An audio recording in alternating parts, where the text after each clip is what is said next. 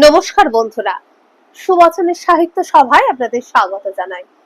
গত 3 বছর ধরে কিছু কিছু গল্প উপন্যাস আপনাদেরকে পাঠ করে শুনিয়েছি, কিন্তু ক্যামেরার সামনে আসেনি কখনোই। মনে হলো আজ যে আপনাদের সঙ্গে মুখোমুখি একটু দেখা করি, তাই এলাম ক্যামেরার সামনে। হয়তো অনেক ভুল ত্রুটি থাকবে, নিজ গুণে ক্ষমা করবেন। আজকের গল্প রবীন্দ্রনাথ ঠাকুরের শুভ দৃষ্টি। আচ্ছা, আমরা যখন কোনো কিছু পছন্দ করি, সেই পছন্দটা কি শুধু আমাদের মনের অবস্থার উপর নির্ভর করে, নাকি পারিপার্শ্বিক অবস্থার উপরেও নির্ভর করে? এই প্রশ্নের উত্তর আমরা পাবো শুভদৃষ্টি গল্পে। এই গল্পের নায়ক হচ্ছেন কলকাতার এক ধনী জমিদার কান্তিচন্দ্র। কান্তিচন্দ্র কুস্তি ভালোবাসেন, গান বাজনাও ভালোবাসেন, শিকারের শখ প্রবল। সাম্প্রতিককালে নৈদিঘির বিল তাকে খুব আকর্ষণ করছে। প্রথম স্ত্রী বিয়োগের পরে দ্বিতীয় স্ত্রী গ্রহণ করেননি অনেকের অনেক অনুরোধ উপরোধ এবং সুন্দরী স্ত্রী, প্রচুর উপঢৌকন, বিরাট পণের লোভেও। এত কিছু সত্ত্বেও তিনি আছেন নিজের জগতে। অঘ্রাণ মাসের শেষে এবারে তিনি চলেছেন নৈদিঘির বিলে শিকার করবেন।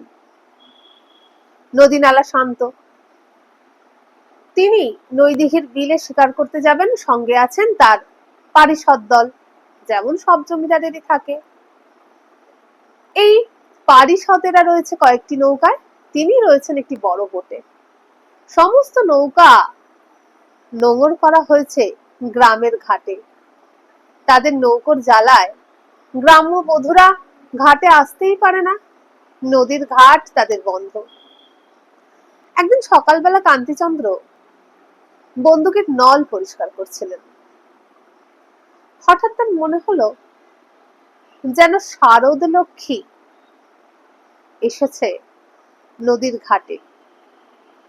একটি মেয়ে, বয়স তার অনুমান করা কঠিন, কারণ দেহের বয়স তার যাই হোক, মুখটিতে এমন একটি নবীনতা মাখানো রয়েছে যেন বিধাতা সদ্য গড়ে মেয়েটিকে পৃথিবীতে ছেড়ে দিয়েছে।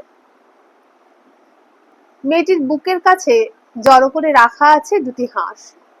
নদীর ঘাটে অল্প করে হাঁস দুটিকে ছেড়ে দিয়ে মেয়েটি কাছেই থাকলো, কারণ শিকারীদের বন্দুকের ভয় আছে তো, প্রাণ প্রিয় হাঁসের যদি কোনো ক্ষতি হয়ে যায়।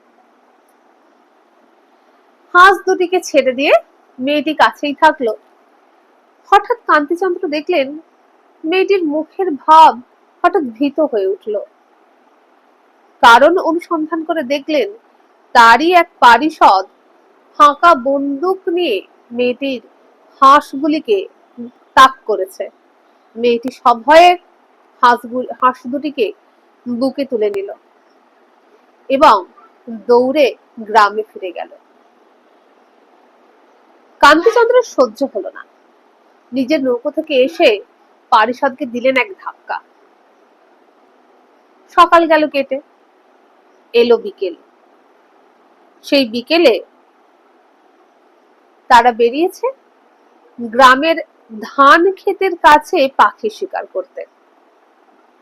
কান্তিচন্দ্রের বন্দুকের গুলি গিয়ে আঘাত করলো একটি পাখিকে। পাখিটা ঘুরতে ঘুরতে পড়ে গেল কোনো একটা দূরে। পাখিটির অনুসন্ধান করতে কান্তিচন্দ্র নিজেই গেলেন পাখিটি কোথায় পড়েছে সেই জায়গাটি অনুমান করে। প্রবেশ করতে হলো গ্রামে। কিছু দূর হেঁটে তিনি গিয়ে পৌঁছলেন একটি গৃহস্থ বাড়িতে। শান্ত গৃহশ্রী, মনে হচ্ছে যেন লক্ষ্মীশ্রী সর্বত্র বিরাজমান।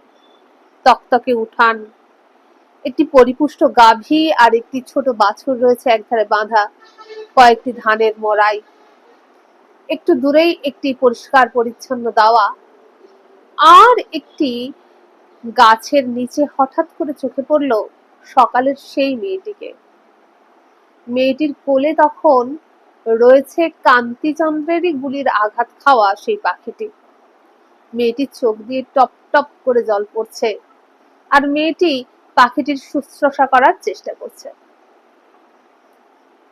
কান্তিচন্দ্রের সকালে যাকে শারদ লক্ষ্মী বলে মনে হয়েছিল, এখন মনে হলো মূর্তিমতী সেবার প্রতিমা। কিছু একটা বলতেই যাচ্ছিলেন, এমন সময় ভিতর থেকে কেউ যেন ডাক দিল, শুভা। মেয়েটি ডাক শুনে ভিতরে চলে গেল। এরপরে কান্তিচন্দ্রের মনে হলো এই মেয়েটিকে ছাড়া তার জীবন অচল, এই মেয়েটিকে পেতেই হবে। তিনি লোক পাঠিয়ে প্রথমে খবর নিলেন।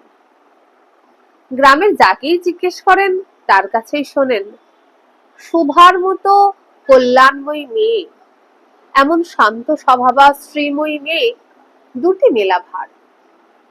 কান্তিচন্দ্র নিজেই একদিন গেলেন শুভার বাবার কাছে।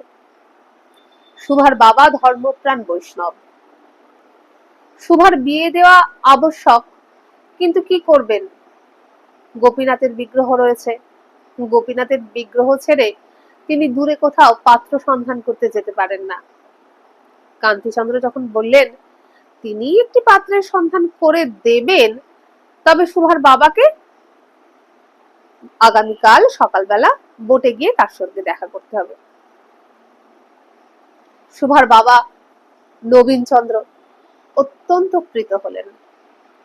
পরদিন সকালে যখন দেখা করতে গেলেন, কান্তিচন্দ্র জানালেন তিনি সেই পাত্র। শুভার বাবা নবীন চন্দ্রের তো বাক্যস্ফূর্তি ঘটল না। শুধু তিনি বললেন যে আপনি মেয়েটিকে না দেখেই। কান্তিচন্দ্র বললেন দেখার প্রয়োজন নেই। তখন নবীন বলেছিলেন, আপনি যেমন না দেখেই আমার শুভাকে গ্রহণ করছেন, ঠিক তেমনি আপনি যেন শুভার কল্যাণে, তার কল্যাণময়ী রূপে, তার সেবায়, তার যত্নে জীবনের সার্থকতা খুঁজে পান। অঘ্রাণের শেষেই বিবাহের দিন স্থির হয়ে গেল। কান্তিচন্দ্র আসবেন বিবাহ করতে। কান্তিচন্দ্রকে উপযুক্ত থাকার ব্যবস্থা করতে নবীন কি করলেন, গ্রামের এক জমিদারের বাড়িতে তার চৌধুরীদের দালানে সমস্ত ব্যবস্থা করলেন বিবাহের।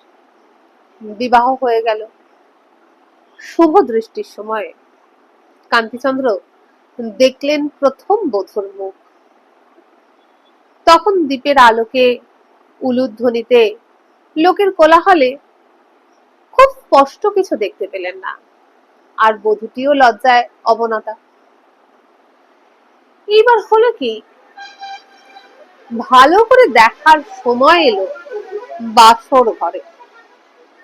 বাসর ঘরে যখন গেলেন, তখন পাড়ার ঠান্দি জোর করে শুভার লম্বা ঘোমটাটা খুলে দিল। আর শোভাকে দেখেই কান্তিচন্দ্র হতবাক। এ তো সে মেয়েটি নয়, সেই যাকে দেখেছিলেন সকালে ঘাটে, অথবা দুপুরে একটি আহত পাখিকে শুশ্রূষা করতে। এ তো অন্য মেয়ে।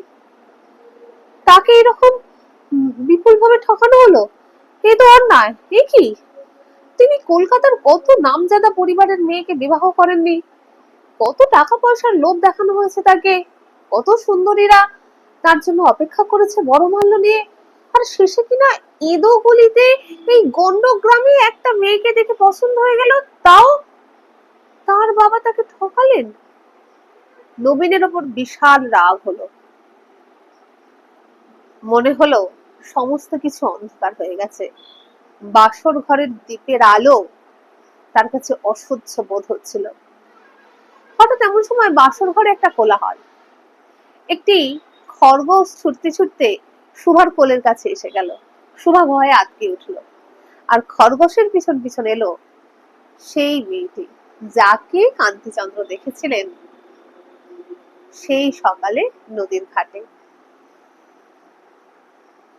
কান্তিচন্দ্র অবাক, আরে এই তো এই মেয়েটিকেই তো তার পছন্দ হয়েছিল। মেয়েটি নিঃসংকোচে খরগোশটিকে কোলে নিয়ে বর বধূর সামনে বসে অপলক দৃষ্টিতে তাদের দেখতে লাগলো। কিন্তু সমস্ত পাড়ার বধূরা, মেয়েরা মেয়েটিকে চলে যাওয়ার জন্য উৎপীড়ন করতে লাগলো। এই পাগলি যা, দূর হ। কান্তিচন্দ্র সদয় হয়ে বললেন, হা থাক না থাক না। তারপর মেয়েটির সঙ্গে আলাপ করতে প্রবৃত্ত হলেন। ভালো আছো? তোমার সেই হাঁসটির আরাম হয়েছে? তোমার হাঁস দুটো বড় হয়েছে? পাখিটা ভালো হয়েছে? কিন্তু কে দেবে কার প্রশ্নের উত্তর? মেয়েটি শুধু নিষ্পলক দৃষ্টিতে অপলক ভাবে কান্তিচন্দ্রের দিকে তাকিয়ে দুলতে লাগলো। তখন সবাই হাসাহাসি করতে লাগলো। কান্তিচন্দ্র অনুসন্ধান করে জানলেন এই মেয়েটি বোবা এবং কালা। মুহূর্তের মধ্যে কান্তিচন্দ্রের চোখের ওপর দিয়ে একটা পর্দা যেন ছিঁড়ে পড়ে গেল। এতক্ষণ যে পর্দার আড়ালে বাসর ঘরের সমস্ত প্রদীপ তার কালিমালিপ্ত বলে মনে হচ্ছিল, সেই পর্দাটাই ছিঁড়ে টুকরো টুকরো হয়ে গেল। তিনি মনে মনে শিহরে উঠলেন, যদি এই মেয়েটিকেই না দেখে না জেনে তিনি বিবাহ করতে পারতেন তাহলে কি হতো? তাহলে জীবনটা কি তার দুর্বিষহ হতো না? এইবার তিনি পরিপূর্ণভাবে তাকালেন শুভার মুখের দিকে।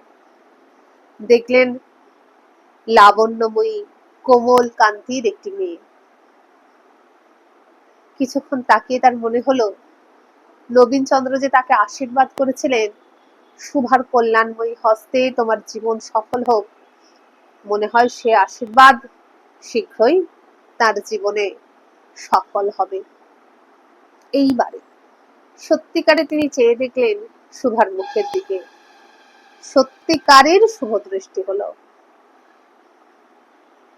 বন্ধুরা, এখানেই শেষ হয়ে গেল আজকের গল্প। কেমন লাগলো কমেন্ট করে জানাবেন। আজকে এলাম, টাটা।